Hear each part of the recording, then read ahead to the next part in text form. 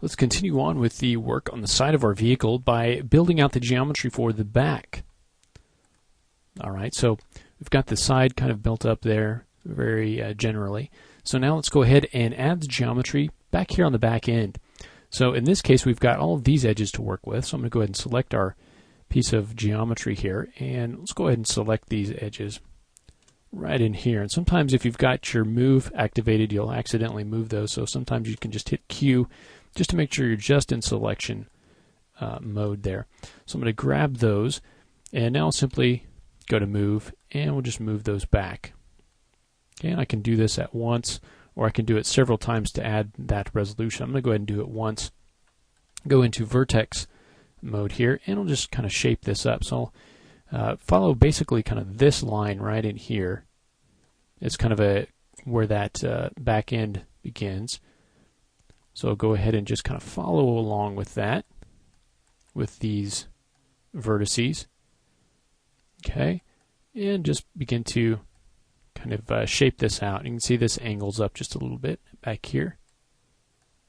Okay, if you'd like to add resolution, okay, as it comes in here, if you'd like to add some resolution in here along this way, what you want to do is go into edge selection, and let's make sure before we do that, just make sure that everything is matching up. You can see that our views kind of got off. If that happens, you can go ahead and just go back to top view there. And there you can see that, well, let's go ahead and move this in just a little bit. So something a little bit more like that. And also let's go ahead and take kind of this vertex down here. We'll kind of move that in, as well as this guy. So it kind of angles in just a little bit as it comes in there. Kind of turns around there. Okay, so you can see that. Just kind of soften that up a little. And we'll do the same thing back here. Alright. So, as I was saying, if you wanted to add resolution in here, what we can do is use something called connect, and we'll be using this a lot. So we can go ahead and select these edges. You need to select all the edges that you want to connect across or create geometry across. Select all of those, and then we'll simply go to Edit Edges and choose the Connect settings, and here we can choose a number of segments, and we can also slide this along. So I'm going to go ahead and just add one, and we'll look at some of these other options later as we go on, but I'm just going to add a single kind of line of resolution in there. And then, so we've got this shape built, and now when we actually go into build the back end, we can just extrude that across and get a nice curved shape back there. You can see how this is even needs to come in maybe a little bit more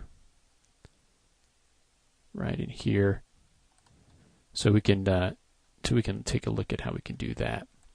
And so we're really starting to get some geometry built in here. You can see we've got the kind of the back up to the top here, and so the next thing that we need to do is actually extrude out the front. Now we're taking things pretty easy here at the beginning. We're kind of just getting some general shapes out there, getting some geometry filled in.